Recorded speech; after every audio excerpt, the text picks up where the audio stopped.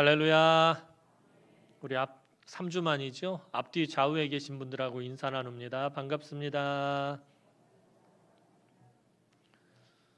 3주 만에 보신 분들도 있고 더 오랜만에 또 뵙는 분들도 있는 것 같습니다. 아이고, 3주 동안 잘들 지내셨어요? 보고 싶었어요. 오늘은 2층이 더 많은 것 같네요. 지난주, 지지난주 계속 말씀드린 것처럼 이 코로나19 정말 상상도 못했던 거잖아요. 이전에 우리 올 초만 해도 1월 달만 하더라도 작년만 하더라도 전혀 상상도 못했던 일들이 우리 가운데 펼쳐지면서 참 힘들고 어려운 시간들을 지납니다. 지난 3주 동안 우리가 또 예배를 이곳에 나와 드리지 못했습니다. 아마 지금 여러분들 아주 갈급한 심령으로, 애통하는 심령으로, 상한 심령으로 지금 하나님 앞에 나온 줄로 압니다.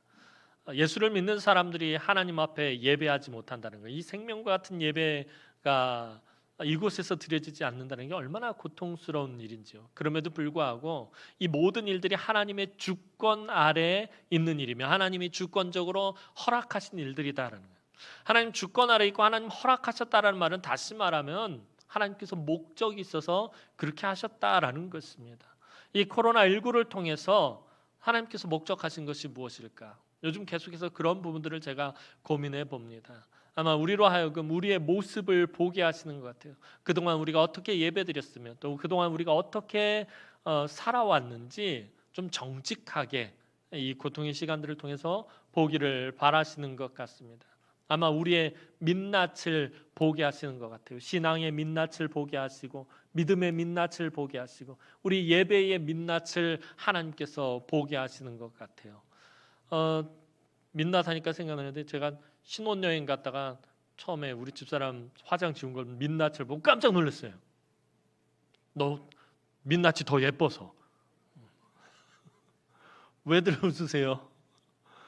살아가려면 이렇게 해야 됩니다. 아마 우리 남자 성도님들도 마찬가지였을 거예요.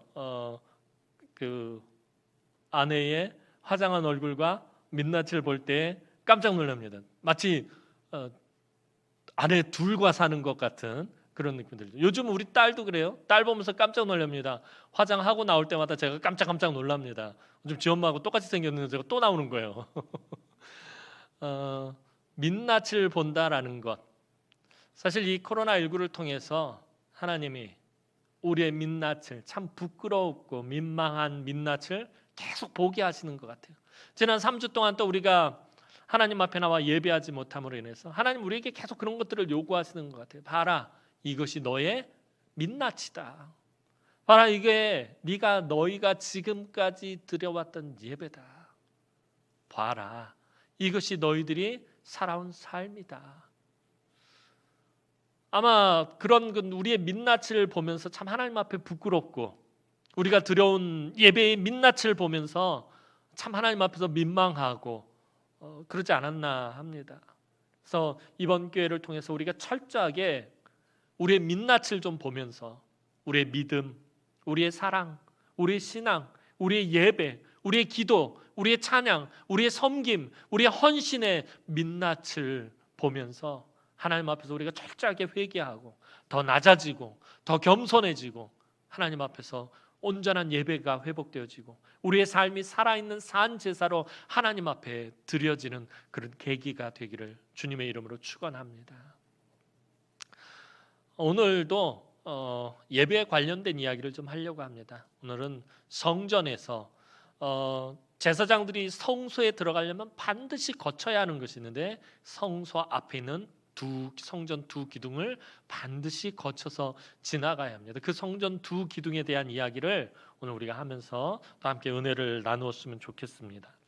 솔로몬은 성전 이제 외부 건축을 마치고 성전 내부를 장식하기 시작했습니다. 그리고 이제 성전 앞들과 성전에 필요한 기구들을 만들어야 하는데 이는 점점 더 세밀함과 정교함을 필요로 하는 일들이었어요.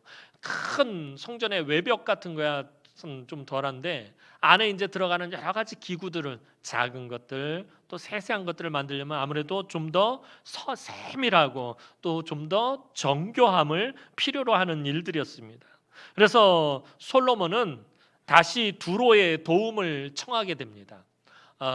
이스라엘 북쪽에 이 지중해변에 있는 시돈과 두루라는 도시 국가가 있는데 그 이 시돈과 두로가 다 해상 무역을 통해서 이 주변의 여러 곳에서부터 많은 문화와 기술과 정보를 받아들여서 매우 그런 것들이 잘 발달된 도시가 있는데 그 중에 하나가 두로입니다. 솔로몬이 성전을 지으면서 두로 왕에게서 성전에 필요한 여러 가지 자재들을 공급을 받습니다.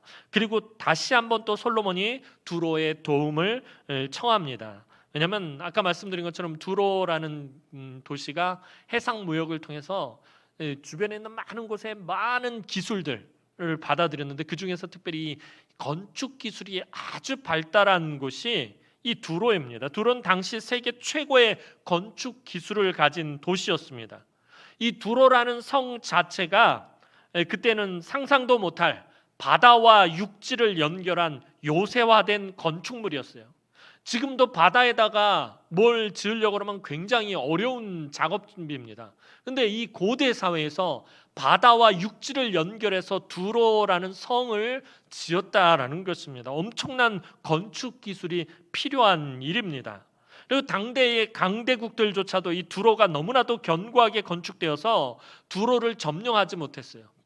메소포타미아의 강대국이었던 아수르라든지 바벨론이라든지 바사라든지 이런 큰 제국들이 이 두로라는 조그만 도시 국가 하나를 점령하지 못했어요. 워낙 견고하게 성이 지어져 있었기 때문입니다. 훗날 전쟁의 신이라 불렸던 알렉산더 대왕에 의해서 점령당하기 전까지 이 두로는 주변 국가들에게 침략을 당한 적이 없을 정도로 건축 기술이 아주 뛰어나게 발달한 곳이었습니다. 뿐만 아니라 건축에 필요한 기구와 도구를 만드는 대장장이 기술도 세계 최고였어요. 건축 기술이 세계 최고라는 말은 그 건축을 하기 위해서 필요한 건축 기술에 필요한 도구나 기구를 만드는 기술도 세계 최고라는 말이 됩니다. 이것들을 만드는 대장장이 기술을 이 두로를 따라갈 나라가 없었습니다.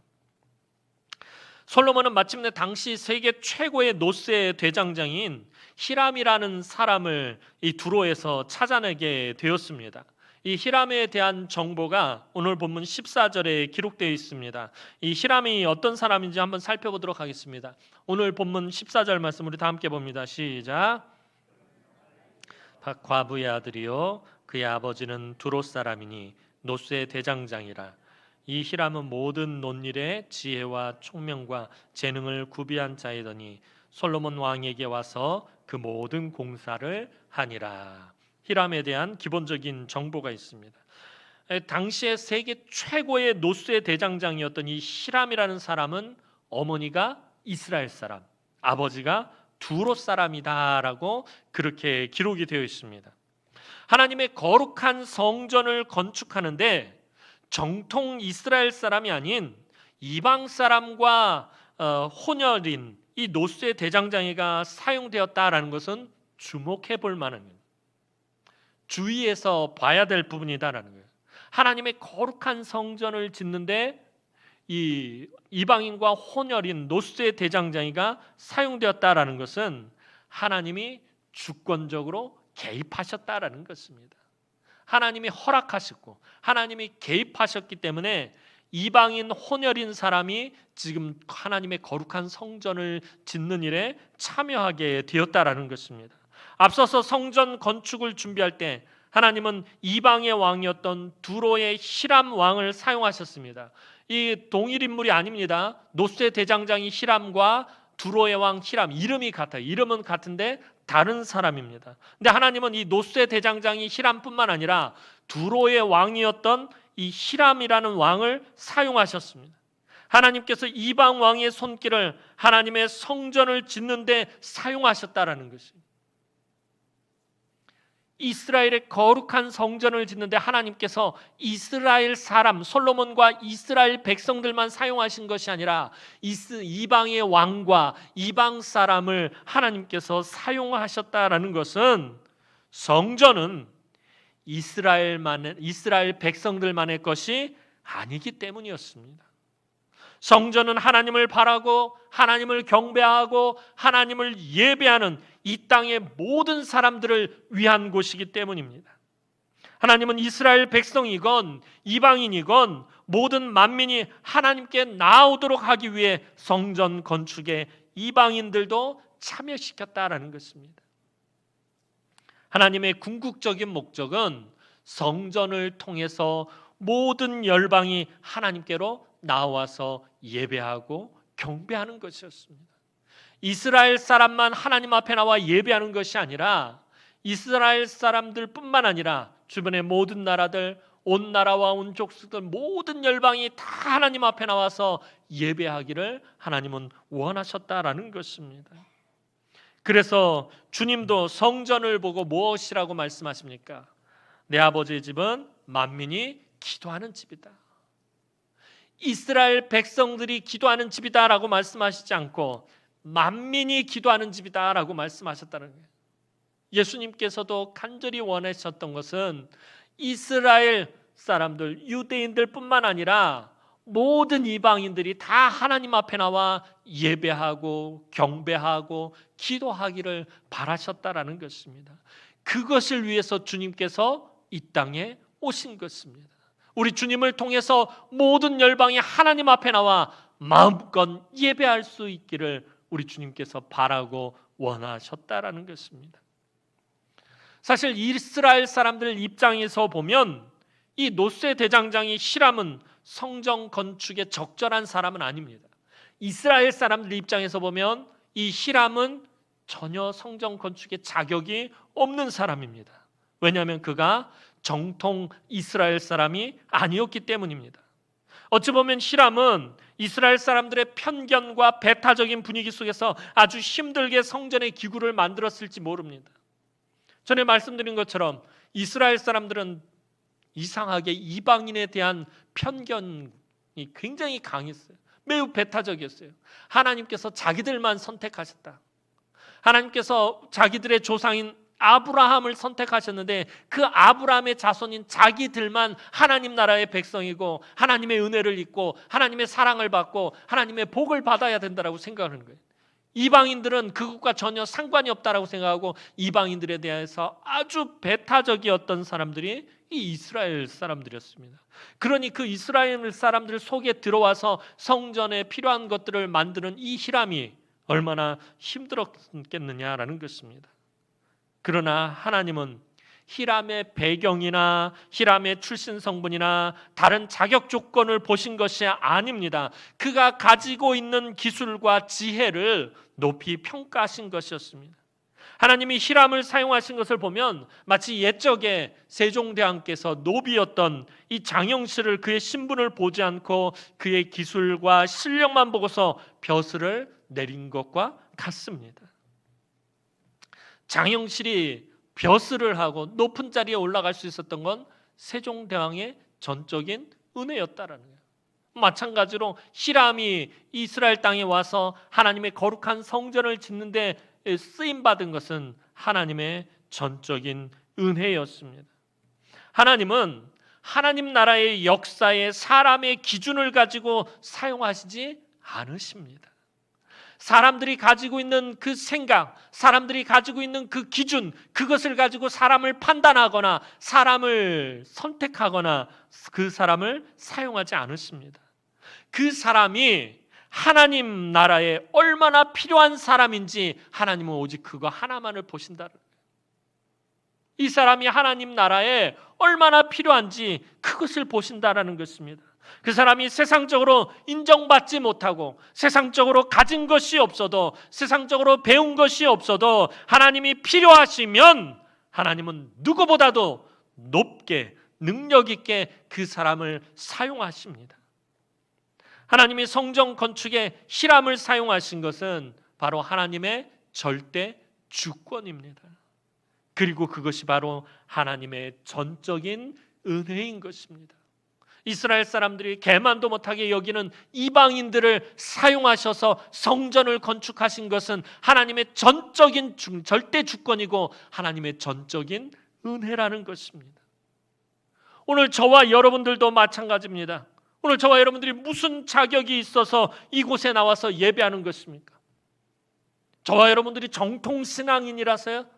우리 가문이 정통적으로 하나님을 섬기는 그런 믿음의 가문이기 때문에 그래서 이곳에 나와서 예배하는 것입니까? 늘 말씀드리지만 저와 여러분들은 아무런 자격이 없어요. 아무 공로가 없어요. 하나님의 전적인 은혜인 것입니다.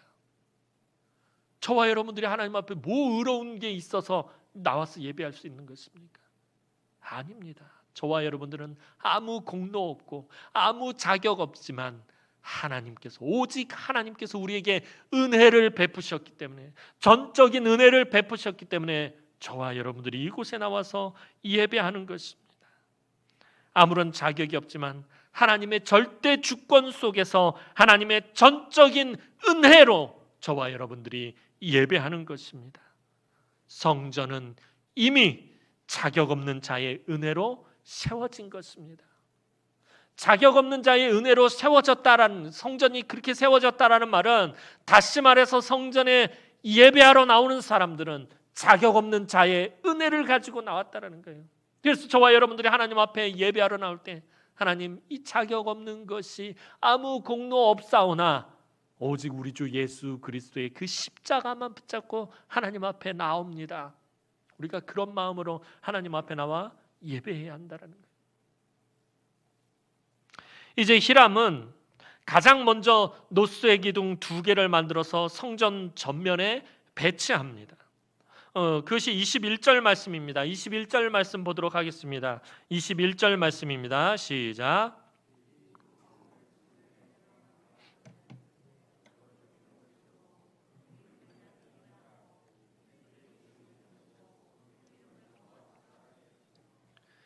자, 이 두 기둥은 야긴과 보아스라고 불리는 너무나도 유명한 기둥이었습니다. 높이가 약 8m 이상 되고요. 둘레가 5m 이상 되는 아주 큰 기둥이었습니다. 이 기둥은 성전 건물을 받치는 기둥이 아니라 성전 전면의 상징물처럼 세워진 기둥이었어요. 원래 기둥이라는 것은 무엇을 받치기 위해서 만든 것이 기둥인데 이 야긴과 보아스라는 기둥은 뭔가를 받치기 위해서 세워진 것이 아니라 성소 앞에 상징물처럼 있다는 거예요. 상징이라는 것은 무슨 의미를 가지고 있다는 거예요. 어떤 특별한 의미를 가지고 만들어졌다라는 것입니다. 이 두 기둥을 성전의 주랑 앞에 세우되라고 하는데, 이 주랑이란 말이 나오는데 이 주랑이란 말이 무엇입니까? 이 건축 양식을 나타내는 말인데요. 사진, 주랑에 대한 사진 한번 잠깐 띄워주시겠어요? 자, 이게 주랑입니다. 주랑이 뭐냐면 기둥을 일정한 간격을 두서 배치하고 지붕을 얹은 복도라는 게 이 주랑입니다. 지금 사진 보면 그렇죠? 기둥이 일정한 간격으로 쭉 있고 그 위에 지붕이 얹어져 있는 이 복도를 갖다가 주랑이라고 합니다. 이걸 콜로네이드라고도 그렇게 말하는데 이게 고대 이집트에서부터 시작된 건축 양식입니다. 고대 이집트부터 해서 메소포타미아 지역 모든 지역에 또 이게 심지어 그리스 로마 시대까지도 이어진 건축 양식 중에 하나가 이 주랑이라는 건축 양식입니다. 솔로몬 성전을 짓는데 이 건축 양식을 사용합니다. 솔로몬 성전 그 모형을 잠깐 보여주시겠어요? 다시 사진 하나 보겠습니다. 저 말고요. 솔로몬 성전 사진 잠깐 하나 보여주시겠어요? 네. 자, 이게 이제 성경에 기록되어 있는 것들과 고대 문헌들을 토대로 해서 솔로몬 성전 모형을 만들어 놓은 것입니다. 보면 이렇게 기둥이 쫙게 막 있는 게 보이시죠? 그게 주랑입니다. 성전의 안에 그 기둥들로 해서 위에 지붕이 씌어 있는 복도가 나와 있는데 저게 이제 성전을 둘러싸고 있죠. 저게 주랑이에요. 자, 그리고 보면은 앞에 그 빨간 커튼 같은 거 보이시죠? 그게 성소 입구예요. 그 안으로 들어가면 지성소가 있고요. 그 성소 입구 좌우에 보면 금색으로 된 기둥이 보일 거예요. 보이시죠? 오른쪽 왼쪽에 빨간 그 커튼 바로 옆에 보면 오른쪽에 하나 왼쪽에 하나 기둥이 보입니다. 그게 야긴과 보아스입니다. 그리고 저 사진 앞쪽에 보이는 곳이 성전 앞뜰이고요. 그 야긴과 보아스 앞에 번제단이 있고 노바다가 있고 물두멍들이 거기 이제 배치가 되게 되어 있습니다. 자, 야긴과 보아스 사진 한번 보도록 하겠습니다. 야긴과 보아스 사진입니다. 저 말고요. 자, 이게 야긴과 보아스를 추정해서 그려놓은 건데요. 이게 높이가 8m 이상 되고요. 둘레가 5m 이상 되는 아주 굵고 높은 그런 기둥입니다. 그리고 보면 맨 꼭대기가 아까 우리 본문에서 본 것처럼 백합화 모양으로 되어 있고요. 그 밑에 동그랗게 되어 있는데 검은 걸로 이렇게 선이 내려와 있고 그게 이렇게 연결이 되어 있죠. 그 검은 것이 그 사슬 모양으로 내려온 거고 그 옆에 얼기설기하게 그물 모양으로 그렇게 연결이 되어 있습니다. 그 밑에 보면 동그라미가 계속 촘촘하게 박혀 있는 거 보이세요?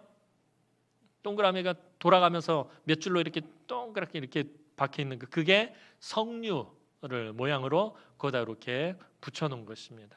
이렇게 된 모양을 성소 앞에 하나는 왼편에 하나는 좌편에 그렇게 배치를 해 놓은 것입니다. 자, 사진 내려주시기 바랍니다. 자, 그런데 오늘 본문 그 밑에 각주를 보면 야긴과 보아스에 대해서 각주가 달려 있죠. 성경에 보면 야긴이라는 뜻은 그가 세우신다라는 뜻이고요. 보아스라는 뜻은 그에게 능력이 있다라는 뜻입니다. 그가 한쪽 기둥은 그가 세우신다, 하나님이 세우신다라는 뜻이고요. 또 한쪽 기둥은 하나님에게 능력이 있다라는 것을 나타낸다는 거예요. 즉 성전은 하나님의 능력으로 세워지는 것이다라는 그런 것을 의미하는 것입니다. 솔로몬이 열심히 지금 성전을 세우고 꾸미고 있지만 실제로는 누가 세우셨다라는 것입니까? 하나님이 당신의 능력으로 세우신 것이다라는 것을 의미하는 것이 바로 이 야긴과 보아스 두 성전 기둥입니다. 이 두 기둥은 하나님의 주권과 하나님의 구원의 능력을 상징하는 것입니다. 따라서 이스라엘 백성들이 이 성전에 나와서 하나님을 예배하고 하나님을 만나고 돌아가면 하나님이 능력으로 이스라엘 백성들을 구원하시고 지키시고 보호하신다라는 의미입니다. 이스라엘 백성들이 아무리 연약하고 아무리 부족하고 아무리 어려움 가운데 있다 할지라도 하나님의 능력 안으로 들어와 있으면 어느 누구도 이스라엘을 해할 수 없다라는 것입니다. 하나님의 능력 안에, 하나님의 구원의 능력 안에 들어와 있으면 그 사람이 하나님의 백성이고 하나님께 복을 받은 사람이다라는 것을 나타내는 것입니다. 그런데 이스라엘 백성들이 이 눈에 보이는 이 기둥에만 집착하다가 나중에 눈에 보이지 않는 하나님의 능력과 구원의 은혜를 망각하고 이 기둥에 절하고 숭배하던 이런 짓을 저지르게 됩니다. 나중에 이스라엘 백성들이 막 우상을 섬기기 시작하면서 이 두 기둥 앞에서 절하고 이 두 기둥 앞에서 분향하고 이 두 기둥을 섬기게 됩니다. 기둥신으로 그렇게 섬기기까지 합니다. 그래서 훗날 이 두 기둥은 이방 족속에 침략해 와가지고 이 이방 족속에 의해서 파괴되고 빼앗기게 되고 맙니다. 사도 바울은 디모데전서 3장 15절에서 이렇게 말합니다. 디모데전서 3장 15절 말씀 우리 다 함께 보도록 하겠습니다. 시작. 이 집은 살아계신 하나님의 교회요 진리의 기둥과 터니라. 성전이 무너지지 않으려면 진리 위에 서 있어야 한다라고 사도 바울은 말하고 있어요. 교회가 무너지지 않으려면, 교회를 세상 빼앗기지 않으려면 진리 위에 서 있어야 한다는 거예요. 진리의 말씀을 잃어버리면 결국에 무너질 수밖에 없습니다. 오늘날 한국교회가 너무나도 많이 무너진 것을 보게 됩니다. 영적으로도 무너지고요, 육적으로도 무너지고요, 사회적으로도 무너지고 모든 면으로 지금 한국 교회가 무너졌어요. 사회에 더 이상 선한 영향력을 미치지 못하고 오히려 지탄의 대상이 되고 혐오의 대상이 되고 정말 완전히 무너져 버렸다는 거예요. 도대체 왜 한국 교회가 이렇게 무너져 버린 것입니까? 하나님의 진리의 말씀 위에 교회를 세우는 것이 아니라 인간적인 생각과 세상적인 방법 위에 교회를 세웠다가 교회가 무너지고 만 것이에요. 교회는 하나님의 진리의 말씀과 하나님의 구원의 능력이 굳게 자리 잡고 있어야 합니다. 그 외에는 다른 어떤 곳으로 세울 수가 없어요. 이스라엘 백성들이 하나님을 만나고 예배하기 위해서는 반드시 이 두 기둥을 통과해서 지나가야 했어요. 야긴과 보아스를 통해서 지나가야 했다라는 거예요. 하나님의 그 능력, 하나님의 구원의 능력과 하나님의 권세, 그것을 지나가야 했다라는 거예요. 오늘날도 마찬가지입니다. 하나님 앞에 나와 예배하는 성도들은 반드시 진리의 말씀과 하나님의 구원의 능력을 체험하는 은혜가 있어야 한다라는 것이에요. 오늘도 저와 여러분들이 이렇게 하나님 앞에 나와서 예배할 때 그냥 나온 것이 아니에요. 사실은 눈에 보이지 않지만 영적인 야긴과 보아스 두 기둥을 지나서 이 앞에 나와서 하나님 앞에 예배하는 거예요. 이게 무슨 얘기냐면 여러분들이 이 세상에서 살아갈 때 하나님의 진리의 말씀대로 살아가야 되고 진리의 말씀의 뿌리를 내리고 여러분들이 그 말씀을 묵상하고 그 말씀에 순종하고 그 말씀을 삶에 적용하고 말씀대로 살려고 몸부림치는 그 가운데서 하나님을 만나고 그 하나님과 교제하고 그 가운데서 구원의 하나님을 체험하고 그 하나님의 구원의 은혜에 감격하고 감동하다가 하나님 앞에 나와서 예배해야 한다라는 것입니다. 그냥 일주일 동안 아무렇게나 세상에서 살다가 그냥 주일 됐다고 해서 하나님 앞에 나와 예배하는 것이 아니라 지난주, 지지난주 거듭해서 여러분들에게 말씀드렸던 것처럼 지난 일주일에 우리의 삶이 하나님 앞에 산 제사로 드려져야 한다는 거예요.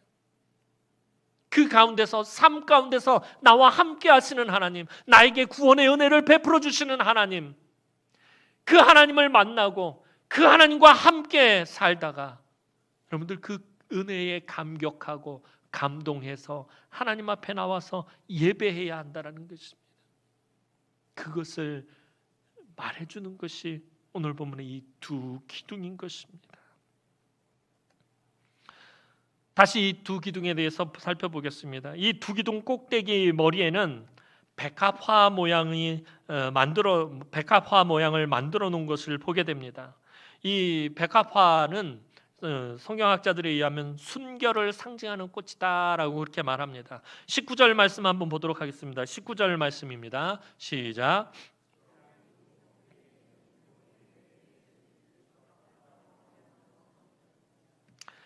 하나님을 만나러 나오는 이스라엘 백성들은 신앙의 순결을 지켜야 한다라는 것을 상징하는 것입니다. 하나님 앞에 예배하러 나오는 사람들은 세상에서 살 때 경건하게 살다가 하나님 앞에 나와야 된다는 거예요. 믿음을 지키며 살다가 하나님 앞으로 나와야 한다라는 것을 말해주는 것입니다. 하나님의 백성들의 가치, 오늘 우리 그리스도인들의 가치는 어디에 있는 것입니까? 하나님의 백성들의 가치는 그들이 이 세상에서 얼마나 많은 것을 소유하고 있으며 얼마나 많은 것을 배웠으며 얼마나 크게 성공하고 얼마나 크게 출세했느냐에 달려있지 않습니다. 하나님의 백성들의 가치는, 오늘 저와 여러분들의 가치는 하나님 앞에서 얼마나 정직하고 깨끗하게 살았느냐, 바로 거기에 그 가치가 있다라는 것입니다. 오늘 저와 여러분들이 이 세상에서 얼마나 경건하게 살았느냐, 거기에 저와 여러분들의 가치가 있다라는 것입니다.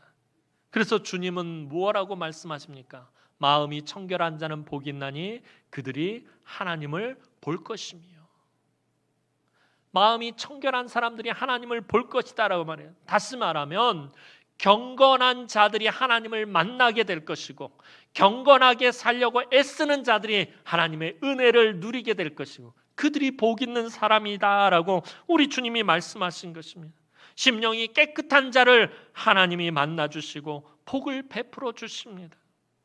그러면 어떻게 정결한 삶을 살 수 있는 것입니까? 우리가 어떻게 거룩한 삶을 살고 경건한 능력을 가지고 살아갈 수 있는 것입니까? 수도 없이 여러분들에게 말씀드려서 이제 여러분들 다 외울 거예요. 디모데전서 4장 5절 말씀 보도록 하겠습니다. 디모데전서 4장 5절 말씀입니다. 시작. 하나님의 말씀과 기도로 거룩하여집니다. 무엇으로 거룩해진다고요? 말씀과 기도로 거룩해진다라는 것입니다. 오직 말씀과 기도밖에는 없다라는 것입니다. 하나님의 진리의 말씀을 가까이 하고 그 말씀에 순종하며 살고 늘 하나님 앞에 겸손하게 엎드릴 때에 우리에게서 경건의 능력이 나타나고 그런 경건한 자들에게 하나님은 은혜와 복을 베풀어 주신다라는 것입니다. 왜 제가 여러분들에게 늘 말씀 묵상해야 됩니다, 기도해야 됩니다, 매매 강조하는 거죠? 그냥 목사니까 하는 얘기입니까? 아니에요. 여러분들이 하나님 앞에서 여러분들의 삶을 살아있는 산제사로 하나님 앞에 드리려면 여러분들의 삶의 경건의 능력들이 나타나야 되는데 그 경건의 능력이 어디서 비롯되어지는? 말씀과 기도에서 비롯되어지기 때문에 여러분들이 예수 믿는 사람들이라면 이 말씀과 기도를 하루라도 삶에서 떼어놔서는 안 된다라는 것입니다. 그리고 이제 이 두 기둥 꼭대기에는 성류 모양이 있다라고 기록이 되어 있습니다. 20절 말씀 보도록 하겠습니다. 20절 말씀입니다. 시작. 그 머리에 공같이 둥근 곳으로 돌아가며 각기 성류 200개가 줄을 지었더라. 성경학자들에 의하면 이 성류는 하나님의 말씀을 상징하는 것이다 라고 그렇게 말합니다. 성류 어떻습니까? 성류는 겉으로 보면은 겉으로 봤을 때 맛있는 과일처럼 보이지는 않아요. 저는 이렇게 성류 처음 봤을 때 웬 양파가 이렇게 큰 게 있나 그랬어요. 이게 뭐 맛있는 과일보다는 무슨 뭐 야채나 채소 같이 생기고, 그리고 만져보면 딱딱하고요. 이게 그냥 먹는 건 줄 알고 그거 덥석 물었다가는 이상한 맛을 느끼게 됩니다. 겉으로 봤을 때는 맛있는 과일처럼 보이지는 않습니다. 투박하고 딱딱하고 볼품 없어 보입니다. 그러나 그 안에 그 성류를 반으로 쫙 쪼개면 안에 반짝반짝 빛나는 빨간색 루비 같은 것들이 그냥 쫙쫙쫙하게 박혀 있습니다. 그 안에는 붉은 보석과 같이 아름답고 상큼하고 달콤한 것이 들어 있습니다.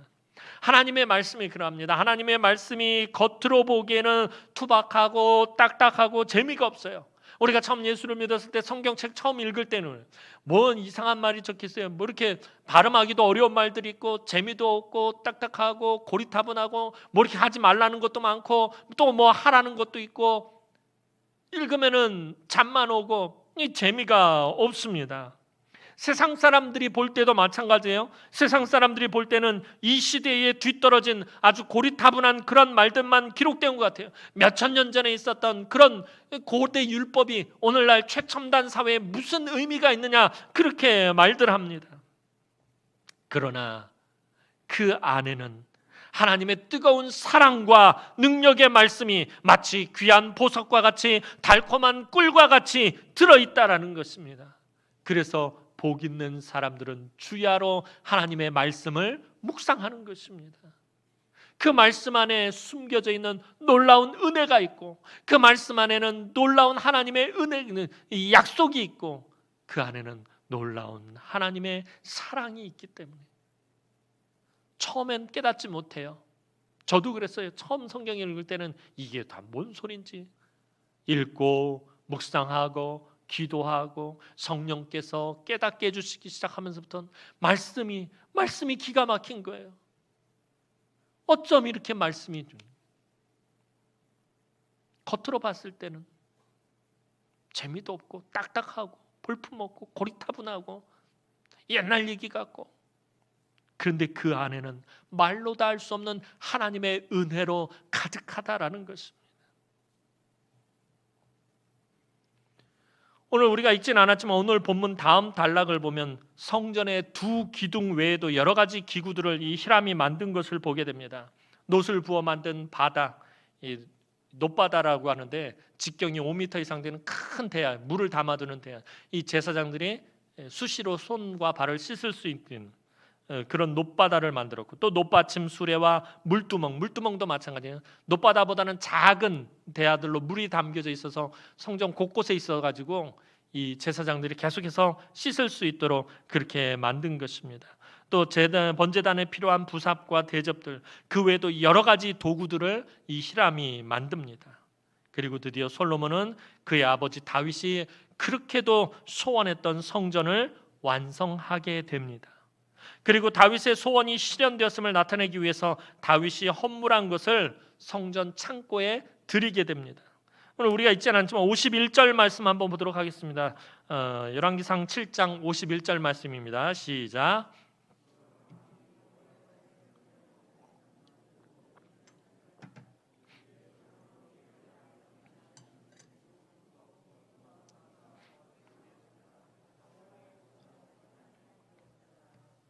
자, 솔로몬이 그의 아버지 다윗이 드린 물건 곧 은과 금과 기구들을 가져다가 여호와의 성전 곳간에 두었더라. 자, 성전 창고는 이스라엘에서 가장 귀중한 것과 부유한 것들이 있는 보물 창고가 되어버렸습니다. 솔로몬은 성전을 아름답게 꾸미기 위해 수많은 노력을 다했습니다. 그런데 성전이 그만 솔로몬의 영화의 상징이 되고 말았다는 거예요. 원래 성전은 하나님의 임재의 상징이었는데 시간이 지나면서 솔로몬이 하나님으로부터 멀어지고 타락하면서부터 이 성전이 솔로몬의 영화의 상징이 되었다는 거예요. 솔로몬이 이렇게 부유하다, 솔로몬이 이렇게 위대하다, 솔로몬이 이렇게 대단하다, 이런 것들을 나타내는 상징이 되고 말았다는 거예요. 즉 성전이 우리의 자기 만족의 도구가 되어서는 안 된다라는 것입니다. 교회가 자기 만족을 위한 도구가 되어서는 안 된다라는 거예요. 교회가 자아 도취를 위한 도구가 되어서는 안 된다라는 거예요. 교회가 자기를 드러내고 자기를 나타내는 곳이 되어서는 안 된다라는 것입니다. 성전에서 가장 중요한 것은 하나님의 임재입니다. 하나님이 이곳에 계시는, 하나님이 이곳에 함께 계신다는 것이 가장 중요한 것입니다. 오늘 교회에서 정말 중요한 것은 예배하는 저와 여러분들과 하나님이 함께 하신다는 것이 가장 중요한 것이다라는 것이에요. 하나님이 임재하시고 그 백성들이 하나님을 만나고 예배하는 것, 이것이 성전에서 가장 중요한 것입니다. 솔로몬의 성전이 아무리 영화롭고 아름다워도 하나님이 임재하시지 않으면 아무 소용이 없다라는 것입니다. 사랑하는 성도 여러분, 오늘 저와 여러분의 삶에서 정말 중요한 것이 무엇입니까? 내가 하나님께 어떤 복을 받고 내가 하나님께 어떤 풍요로움과 부요함을 받아서 누리고 있느냐 하는 것이 중요한 것이 아니라 하나님이 내 삶과 내 자녀의 삶에 임재하시며 함께 하시느냐, 이것이 가장 중요하다라는 것입니다. 성전은 하나님의 임재하심의 상징입니다. 하나님은 그 사랑하시는 백성들과 함께하기 위해서 당신의 그 놀라운 능력과 권세를 제안하시고 성전이라는 그 비좁은 곳으로 내려오셨다라는 것을 보여주시는 것이 성전입니다. 하나님 어떤 분이십니까? 하나님 이 천지 만물을 창조하셨어요. 온 우주 만물을 창조하신 위대하시고 광대하신 분이세요. 그 능력을 감히 우리가 가늠할 수도 없고 그 권세를 우리가 감히 상상도 할 수 없을 만큼 크고 위대하신 분이 하나님이십니다. 그런데 그 하나님께서 그 놀라운 능력과 그 놀라운 권세와 위엄과 광대하심을 스스로 제한하시고 이 성전이라는 제한적인 아주 비좁은 곳으로 내려오셨다라는 것입니다. 성전은 그것을 보여주는 것이에요. 그 위대하신 하나님이 당신의 모든 것을 제한하시고 스스로 이곳에 오셨다, 우리들 가운데 오셨다라는 것을 보여주는 것이 성전입니다. 하나님은 능력과 권세와 위엄을 스스로 제한하시고 성전에 내려오셨어요. 하지만 그래도 하나님은 그것이 너무나도 기쁘셨다는 거예요. 당신의 모든 것을 제한하시고 그 말로 다 할 수 없는 능력을 가지신 분이 그 모든 것들을 제안하시고 이 좁은 곳에 내려오셨는데 그것이 너무나도 기쁘셨다라는 것입니다.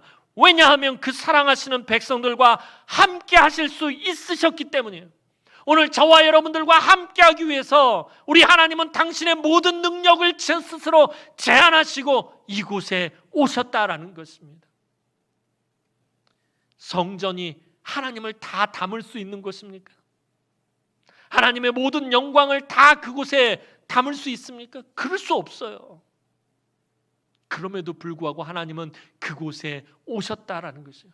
왜냐하면 그 사랑하는 백성들과 함께하는 것이 너무나도 기쁘셨기 때문에, 그 사랑하는 백성들과 너무나도 함께 하시고 싶으셨기 때문에 하나님은 당신을 제안하시고 성전 가운데 임재하셨다라는 것입니다.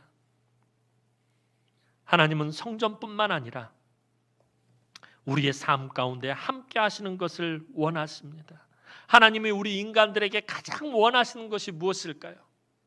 하나님이 오늘 저와 여러분들에게 가장 원하시는 것은 다른 것이 아니요, 한 가지예요. 하나님과 함께 하는 것이에요. 하나님과 동행하는 삶을 사는 것입니다. 결국에 하나님은 인간들과 영원히 함께 하시기 위해서 하나님의 아들을 이 땅 가운데 내려보내시고 그의 이름을 임마누엘이라 하시며 십자가에서 대속의 사역을 이루셨다는 것이에요. 우리 주님께서 어떻게 이 땅에 내려오셨어요? 하늘의 모든 영광과 존귀와 권세를 다 버리시고 사람의 비천한 사람의 몸을 입고 이 낮고 천한 곳까지 내려오셨다는 거예요.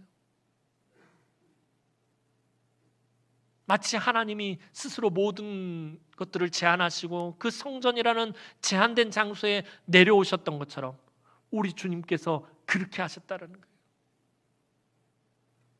왜 우리 주님이 하늘의 모든 권세와 영광을 내버려 두시고 이 낮고 천한 곳에 오신 것입니까? 저와 여러분들이 하나님 앞에 나와 마음껏 예배할 수 있도록, 하나님과 교제할 수 있도록, 하나님과 만날 수 있도록, 하나님과 함께 할 수 있도록 우리 주님이 그렇게 하신 거예요. 원래 저와 여러분들 사이에는 죄의 담이 가로막혀 있어서 하나님 앞으로 나아갈 수 없었지만 우리 주님께서 우리의 모든 죄값을 십자가에서 대신 지시고 생명 바쳐 희생하심으로 우리 주님이 십자가에서 숨을 거두실 때 성소의 휘장이 쫙 갈라지면서 우리가 마음껏 하나님 앞에 나와 예배할 수 있고 찬양할 수 있게 하셨다.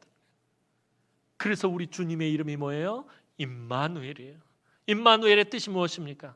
하나님이 우리와 함께 계신다. 하나님이 우리와 함께 계시기 위해서 주님이 이 땅에 오셨다는 거예요. 우리가 하나님 앞에 나와 마음껏 예배할 수 있게 하기 위해서 주님이 이 땅에 오셔서 그 모든 고초와 고난을 당하셨다라는 것입니다. 이 땅을 살아가는 저와 여러분에게 가장 중요한 것은 내가 어떤 형편과 어떤 처지 가운데 있다 할지라도 하나님이 나와 함께 하시는 것입니다. 오늘 우리의 예배 가운데 가장 중요한 것, 오늘 저와 여러분들이 이렇게 나와서 하나님 앞에 3주 만에 다시 나와서 예배 드리는데 여러분들 지금 감격하고 감동하고 상한 마음, 갈급한 심령으로 나와서 예배하잖아요. 오늘 우리의 예배 가운데 가장 중요한 것은 하나님이 우리와 함께 하시는 것입니다. 하나님이 우리를 만나주시고 우리를 위로하시고 우리를 회복시키시고 우리를 고치시고 우리를 사랑하시고 우리를 존귀하게 하시고 우리에게 은혜와 자비와 인자와 긍휼을 베푸시는 것이 무엇보다도 중요합니다. 그러기 위해서는 우리가 성전에 두 기둥을 반드시 지나서 하나님께 나아가야 한다는 거예요.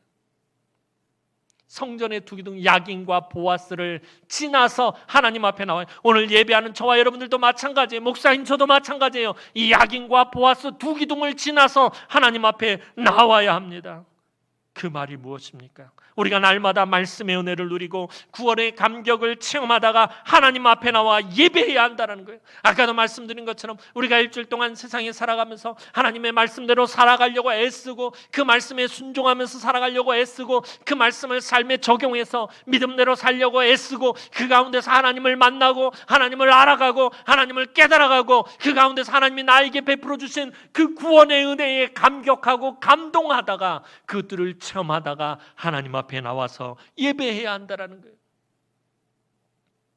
그냥 일주일 동안 아무렇게나 살다가 하나님 앞에 나오는 것이 아니에요. 주일 하루만 예배를 드리는 것이 아니에요. 지난주 거듭 말씀드린 게 뭐예요? 우리의 모든 삶이 하나님 앞에 예배로 드려져야 된다는 거예요. 그러다가 하나님 앞에 나와서 우리가 함께 모여, 우리가 개인적으로는 세상에 나가서 개인의 삶을 하나님 앞에 예배로 드리다가 주일에는 모두가 다 그 은혜에 감격하고 감동해서 이곳에 만나서 모여서 우리가 함께 하나님을 찬양하고 경배하고 예배하는 것입니다. 그 은혜가 바탕이 돼야 돼요. 지난주에 말씀드린 것처럼 그 자비로우심, 하나님 우리를 용서하시고 우리를 하나님 앞으로 부르시고 하나님과 함께하기 위해서 독생성자 예수 그리스도를 아낌없이 내어주신 그 자비하심을 바탕으로 해서 저와 여러분들이 하나님 앞에 나와 예배해야 한다는 것입니다. 오늘도 갈급한 심령으로 하나님만 바라고 예수 그리스도의 십자가를 붙잡고, 하나님, 내 공로, 우리 공로는 아무것도 없습니다. 모든 것을 하나님이 세우셨고 모든 것을 하나님께서 하셨고 모든 것이 다 하나님의 은혜입니다 고백하며 하나님 앞에 나와 참된 예배자로 서기를 간절히 소원하고 소망하는 우리 남흥의 모든 성도들에게 하나님이 항상 함께 하시며 풍성하신 은혜와 복을 충만하게 베풀어 주시기를 주님의 이름으로 축원합니다. 기도드리겠습니다. 사랑과 은혜가 많으신 아버지 하나님, 은혜와 사랑을 진심으로 감사를 드립니다. 오늘도 하나님 사랑하는 주의 귀한 성도들이 3주 만에 하나님 애통하는 심령으로, 갈급한 심령으로, 하나님을 사모하는 마음으로 오늘도 하나님 앞에 나와 예배합니다. 예배하는 성도들을 긍휼히 여기시고 불쌍히 여기시고 오늘도 하나님께서 그 풍성하신 은혜와 은총을 베풀어 주시며 무엇보다도 하나님 오늘 우리 성도들과 하나님 함께하여 주시옵소서. 이곳에 비록 나와 예배하지 못하고 각 처소에서 동영상으로 예배하는 성도들도 하나님 불쌍히 여기시고 그곳에도 하나님 임재하시고 함께하시며 한량없는 은혜와 자비를 폭포수와 같이 쏟아부어 주시옵소서. 감사를 드리옵고 예수님의 이름으로 기도하옵나이다. 아멘.